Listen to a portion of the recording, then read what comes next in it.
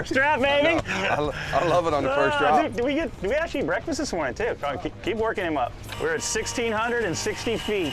We got a long ways to go.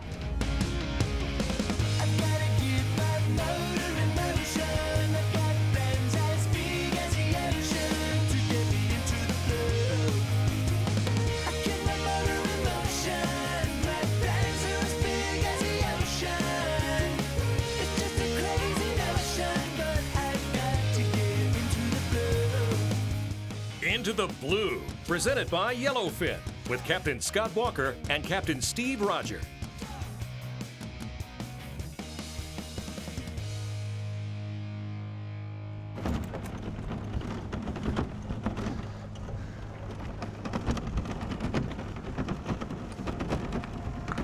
Got enough? You want me to run the house and get some more? Oh, that's good. The majority of the time, you can go out on the boat and you can catch a fish of this caliber, you know, a decent fish, you know, something to eat, something that pulls. What I wanted to do is I wanted to catch a monster swordfish. Stevie, you ready for the big boy? I'm ready, buddy. Make me proud. We're gonna put a bend in this pole today. Yeah, I don't My think daddy's pole. it looks like it. I don't think there's anything in the ocean we can't catch with this. You know, we were hearing about guys catching 500 pounders, 600 pounders, 400 pounders, and that's what we wanted to do. Well, we had a moon coming up, got you out of the woods before the rut, so it was really time to, plan this trip. Todd, where we going, Captain Walker? First off, we gotta catch some pilchards. All right. As usual. And then we're gonna catch a big fat swordfish. All right. And then we're gonna take those pilchards at the end of the day and drop them off the west hump on the way home. Gonna have a Hemingway day today, baby. I'm ready. Here we go.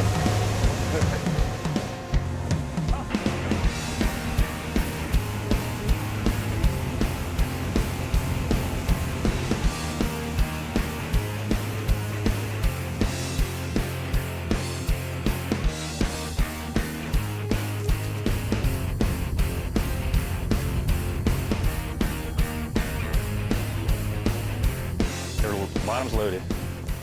Oh man, they're swarming, boy. Got one for the back wheel, one for the front wheel, baby. And I think that might, I mean, if they're kind of halfway decent, I don't want to overload it and kill everything. I think it's all for tunas and schoolies. We're golden. Feels Look his. at mine. Yeah. I'll put mine in the back. You put yours in the. I'll put mine in the seat. Hold on. Let me get this ready for you. All right. Come this way. You want me to go in the tub? Yeah, come right into the tub. Beautiful. Most of you get them in there. We're good, good, good. All right, dump those and get me a bucket full.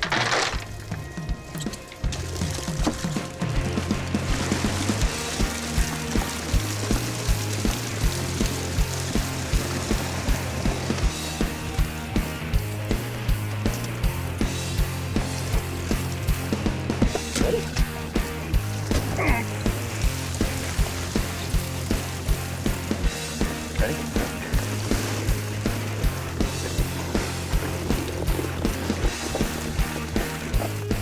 Glorious. Go for it. And it looks like we know what we're doing this year. Woo! Look at this, the Spanish sardine. Thinking you eat that? Yeah. You know, it's a lot of preparation. The results aren't always what you want. We had already caught, you know, you took me up there, went up there and we went out on the tail walker. I caught my first swordfish about a month ago with you. I think we ended up hooking 4 fish. Yeah, that was a big day. We had Under Armour on there and big boat. We were living large. I mean, you are totally dialed in on this swordfish thing. It seems like it started up there in the Middle Keys or Upper Keys, and you guys are right there. The guys down here in the Keys are just catching on to it. We're 7 years with this fishery. We're lucky to be near Almirada, where they're forging new techniques every day. The guys that really invented all this stuff, their knowledge trickles down. But where we were at a marathon area, I mean, there's good fish there. There's great little spot. Science has told us that it's a nursery and breeding ground, so that's why the longliners are gone and the fish are back. And on any day you can get out there, you're gonna get some bites by the swordfish. You're not gonna catch them every day. You know, I was excited about getting back out there. You know, show everybody you can get it done in a little boat. I mean, there's stories of guys catching them in single engine, 20-footers, 500-pound swordfish. The fever's out there, and if you got a boat that you're comfortable in, you're gonna get out there. Off of Miami, it's only 17 miles to get out to the fish. You know, Duck Key's probably the furthest spot. So again, it's a location, location, location, and Key West is gonna give us a new opportunity to find a spot where you can fish your customers this season, and we're gonna go find them for you. And then when you get out of the woods, you're gonna have everything you need to know to get out there and be really successful. Already got the drag set at about 18 pounds. Well, I don't wanna fight them an hour and a half and then have the hook pull out. They have soft mouths or no bones, so we're gonna hook them hard and fight them hard. Into the Blue, presented by Yellowfin, is brought to you by Mercury. By Yellowfin, only in a Yellowfin. And by Under Armour, Costa Sunglasses, and Key West.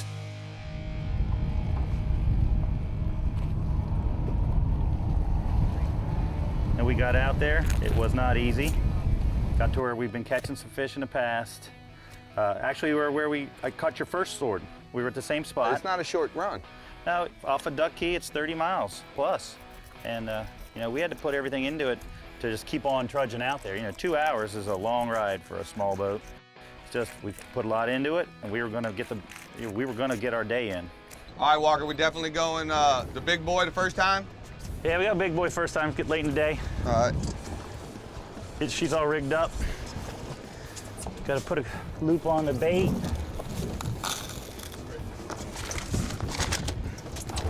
Look at Walker in work mode. I love seeing it. Getting down to the bottom. We got our lights right, got our fresh baits on there. And luckily, my charter boat's been going out and got us some fresh bonita bellies and some fresh barracuda. We don't use a lot of swordfish squid anymore, just because they tear them off so easy. And you go through all the trouble of getting out there and getting down to the bottom. It sucks to have a bait snatched off as soon as you get there, so we switched to these bellies, and you get a lot more opportunity, so that's for sure. All right, that light's right there. Move the next one up. Using one green and one blue. Cool. Into the blue, baby. Oh yeah. Tasty, big and tasty. We're gonna clip the lead on right here. Got a little floss loop on here. Put it right on the mono. And get that off real quick when the fish comes up. Yep. Use it over and over again. So you got a real long leader. If he wants to jump, he'll be jumping almost 80 feet from the lead, so won't keep him from jumping. So we get to have some fun with that too. All right, what I'm gonna do is I'm gonna get the boat where I want it to be. While we've been rigging up, we've been drifting, so now I know my drifts. When I get to where I wanna be, you're gonna throw the lead out, the bait out. Yep, I got you. Make sure it's not spinning. As long as it's not spinning, we can drop it nice and fast. All right, just give me time on this lead because it's going to be a little bit of a mess. We're going to get the bait out first, and then it's going to come tight on that clip. Yep. All right, Stevie, throw the bait over and make sure it's not spinning. Drop it back about 15, 20 feet. Make sure she's just happy. Fluttering. I think it looks good, buddy. All right, start letting it back. Got a little bit of wobble to it, but let her back. Nothing too bad. Yeah, it almost seems like you're actually trolling on the bottom. That's where we're at now. We're actually trolling for them. Yeah, we are slow trolling for them now. We got a bait that they can't tear off with the bonita or a amberjack or barracuda. So we can actually move the boat a little bit. We don't have to be afraid to just stare at the pole. We can actually set up where we're going however we want to get there. But we rig these things up kind of like a Panama bait from back in the day, so they can't tear them off. That way, if you miss them, you can keep that bait down there another few minutes. Already got the drag set at about 18 pounds. Well, I don't want to fight them an hour and a half and then have the hook pull out. They have soft mouths or no bones, so we're gonna hook them hard and fight them hard, so it's not heartbreaking. Yeah. Rather miss them early and not know what I'm missing. They don't have a bone in their face. They actually just tear the hooks out. Even with you know, 100-pound braid, there's a little stretch, but by the time you get to, you know, the last 100 feet, they shake their heads really hard like a wahoo, and they'll just actually tear the hook out of their body. First drop, baby. I love it on the first drop. Dude, did we actually eat breakfast this morning too? Keep working him up. There you go. Use that electric to bring that lead up.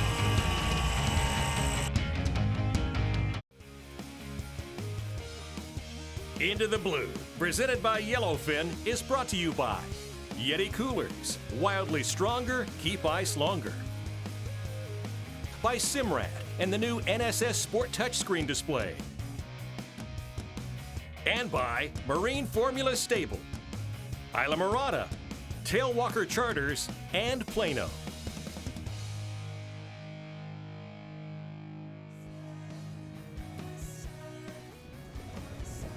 Hit the button, he's on there. Yeah, I was wondering why I was going that way. Fish on. I'm not taking line in, Scott. That's good, let's hook him up. Drag going out. And lo and behold, we drop. We hook up immediately. You know, I don't think we were down 5 minutes. The fish was, and it felt pretty good. He was pulling drag. We had the big rod. He bit real good. He bowed, we were in a little turn after one tap, and that rod tip went down in the water like we hung bottom. But we were moving at almost 3 knots, just like, everywhere we've been, it's rough and lots of current. So write that down for September. Yeah. So I'm not sure, right off the bat, the rod we only had one bump to get us to start really paying attention, but then it just slammed down to the water. And I knew we were moving fast, and the drag was going steady like we were hung bottom, but then it stopped going out.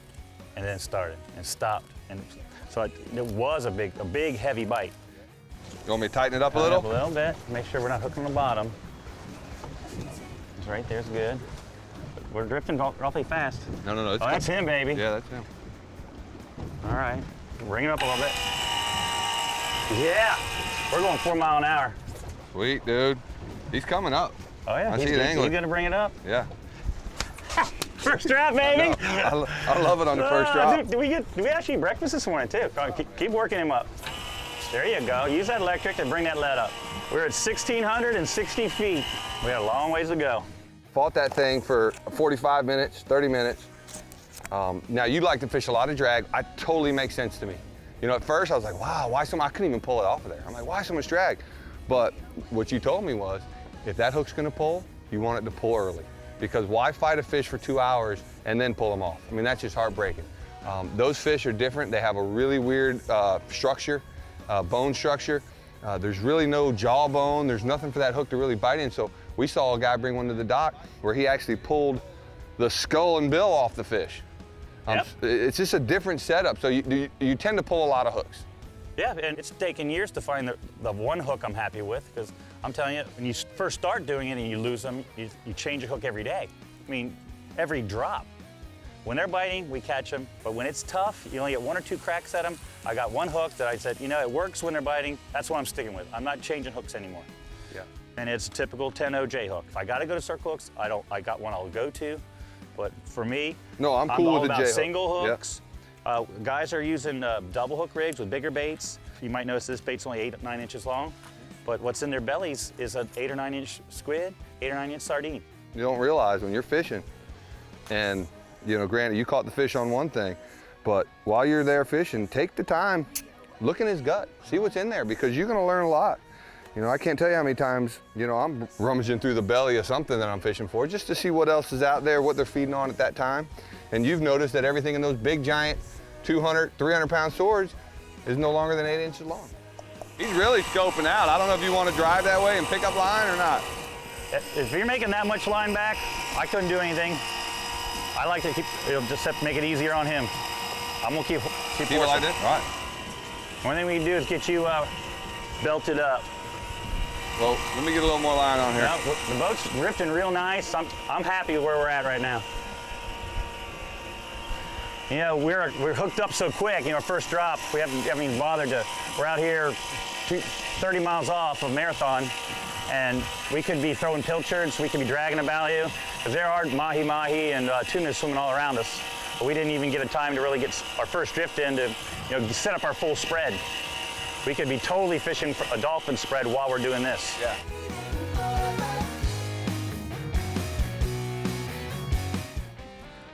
The new SIMRAD BSM2 black box sounder has absolutely changed how I can fish offshore.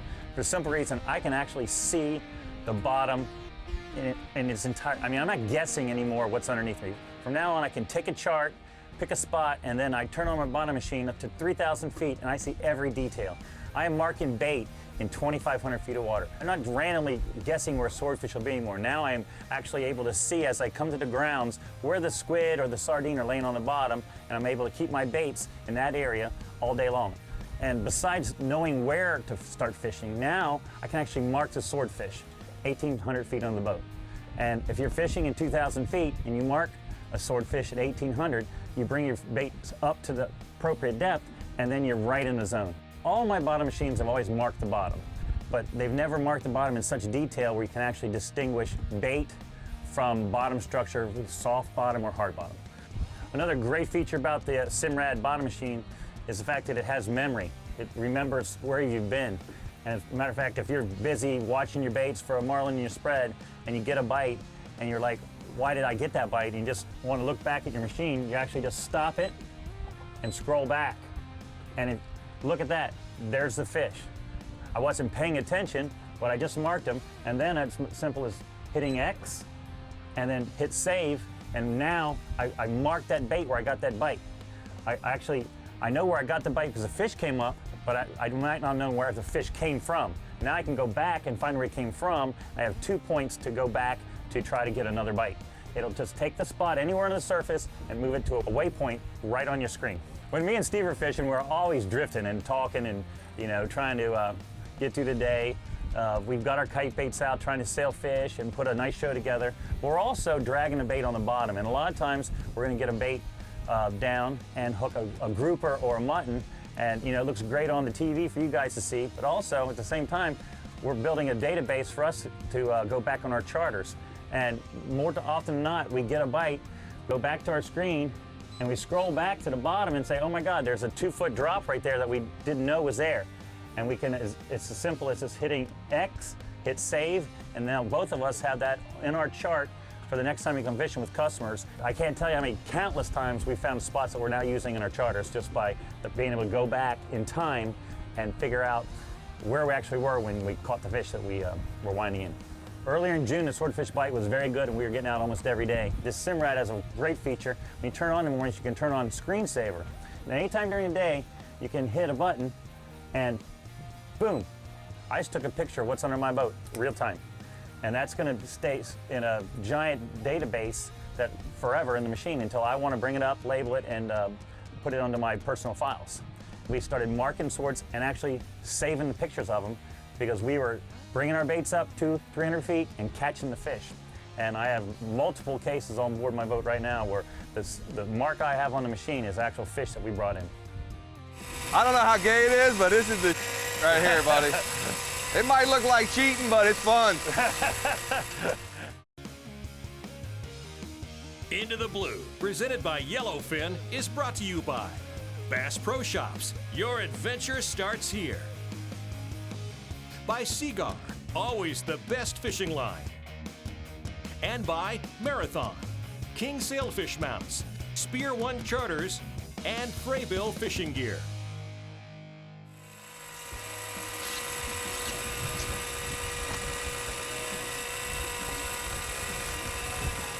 Walker, I'm starting to get close to the bow a little bit, buddy. All right, I'm coming back.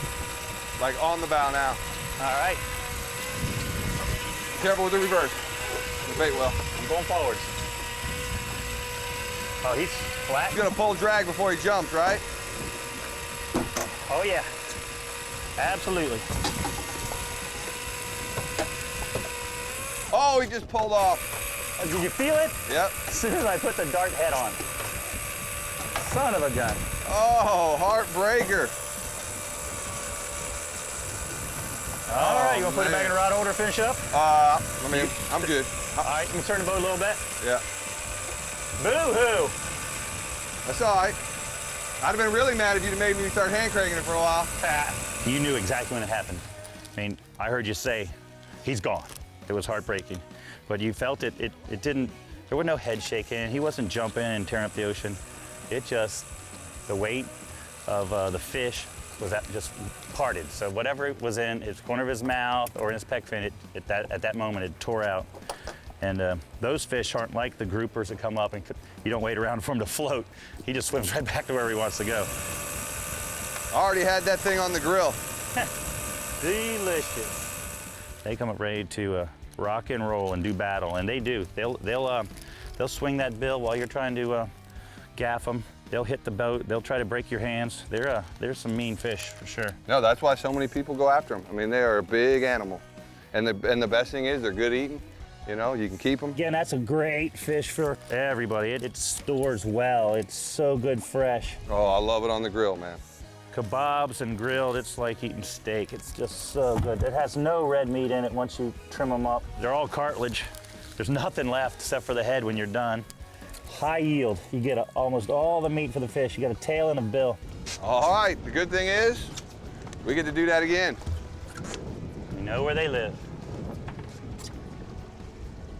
Oh, we got our bait back too. We just ripped the hook out of them. How's the leader? It's beautiful. It was not hooked in the mouth. Put our little head bag on there. The beauty of the strip.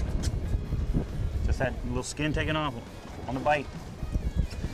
Oh, all right, rats. Let's do it again. I guess the moral of the story is don't put them on the grill until you put them in the boat. Can't grill them till you chill them. I knew that was coming.